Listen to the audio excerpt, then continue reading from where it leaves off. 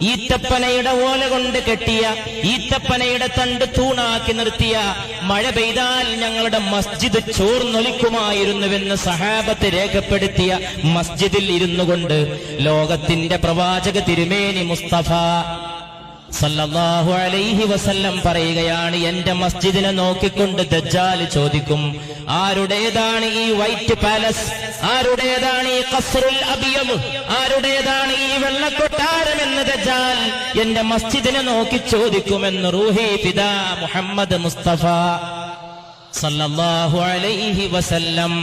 കൊല്ലങ്ങൾ കഴിഞ്ഞാൽ തന്റെ മസ്ജിദ് ഒരു കൊട്ടാരമായി മാറുമെന്ന്, അതിന്റെ നിർമ്മാണത്തിന് ലക്ഷോപലക്ഷം ഡോളർ ചെലവഴിക്കപ്പെടുമെന്ന്, അതിന് AC നിർവഹിക്കപ്പെടാൻ കിലോമീറ്ററുകൾക്കപ്പുറത്ത് എയർ കണ്ടീഷൻ പ്ലാന്റ് നിർമ്മിക്കപ്പെടുമെന്ന്, അതിനകത്തൊരൊന്നാന്തരം ഗ്രന്ഥശാല പ്രവർത്തനം ആരംഭിക്കുമെന്ന്, അതിന്റെ ചോട്ടിൽ ആയിരക്കണക്കിന്